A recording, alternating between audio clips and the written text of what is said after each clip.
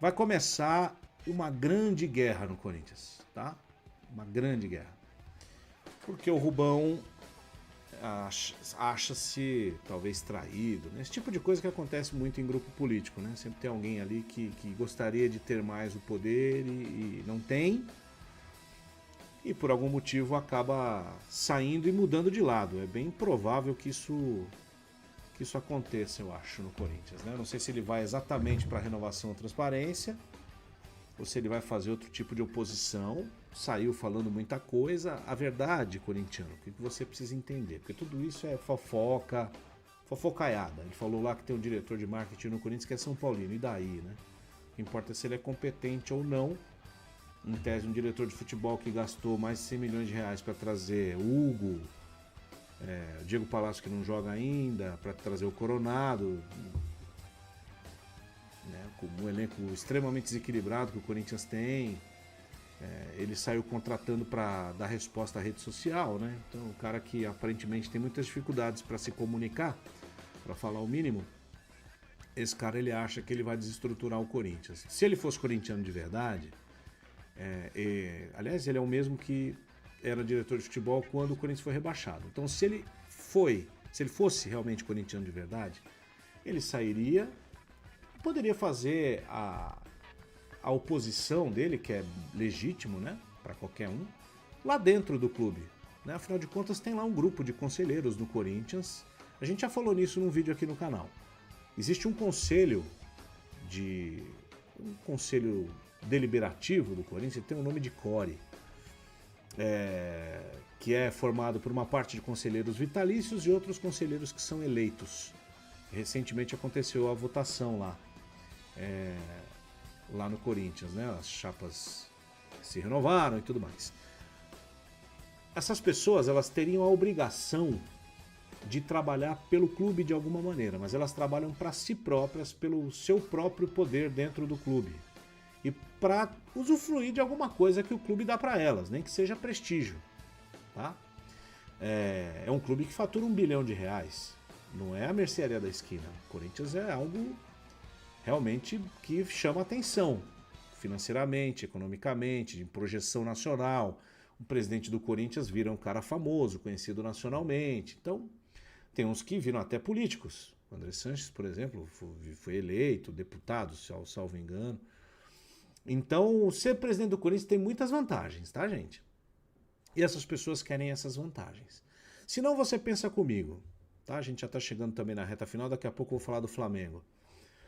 Se um clube como o Palmeiras teve um cara chamado Paulo Nobre, que foi lá e usou o seu dinheiro para salvar o clube e encaminhar uma... Não, ele não foi só assinar cheque. Ele criou uma estrutura para o clube, certo? E deu a estrutura que o clube tem hoje e que faz do Palmeiras o que ele é. Se o Flamengo teve o Eduardo Bandeira de Melo, que fez a mesma coisa, né? Se o Cruzeiro agora tem o Pedrinho, que é o dono dos supermercados BH, tema de vídeo aqui no canal também, como novo dono do clube, que tem muito dinheiro e tal. Como é que o Corinthians, que é o segundo time de maior torcida no Brasil, não tem um grande empresário? Eu não tô nem falando de um cara podre de rico, tá, gente? Tô falando de um empresário, alguém com uma cabeça mais moderna, um cara que pudesse pensar o futebol de uma maneira mais profissional, de encaminhar, estruturar o clube e frear essa feira de Acari, esse mercado ver o peso que é a política interna do Corinthians, porque é muito pequeno, né? Para construir algo no clube. Por que essa pessoa não surge? Não aparece. O Palmeiras teve anos aí também de Mustafa Contursi, essas pessoas aí, né? Não tem mais. Não há mais espaço para isso no Palmeiras. Acho que mesmo que a Leila saia, porque ela já é a terceira presidente, né?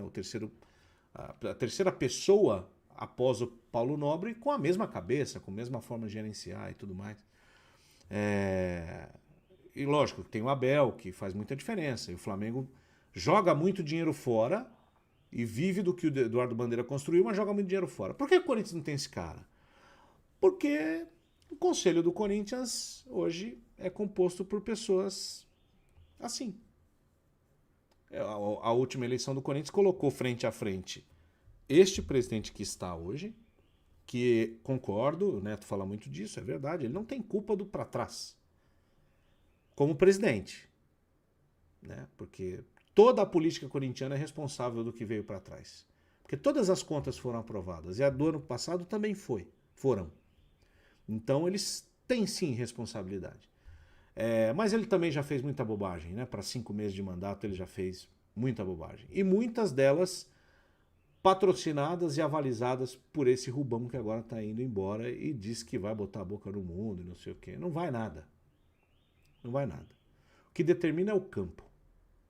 Se o Corinthians embicar para cair no Brasileiro, aí a revolução vai acontecer mesmo. Agora, se o Corinthians for bem, o Corinthians está melhorando, né? Aparentemente, tal. Agora com mais tempo parece que o time está sendo treinado efetivamente, que o Corinthians era mal treinado, ainda é mal treinado. Ele mostra dentro de campo falta de várias coisas. E aí é o processo de cada treinador e tudo bem. Não estou dizendo que o Antônio Oliveira tem que ir embora. Estou dizendo que o time, o que apresenta em campo é a performance de um time que não é tão bem treinado. Ou pelo tempo, ou pelas lesões, ou... Aí cada um dá o seu motivo aí. Mas a verdade é essa. E isso vai determinar a política interna do clube. Eu acho que nesse momento você, corintiano, tem que se preocupar mais com o time, deixar de ter dirigente de estimação, porque agora a gente tinha político de estimação, time de estimação, agora a gente tem dirigente de estimação. Não tem coisa mais mixaria do que ter dirigente de estimação. Nenhum dirigente merece idolatria, de nada. Eles estão lá trabalhando, eles estão lá voluntariamente, sabia? E se estão com isso tudo nas costas, é porque ruim não deve ser.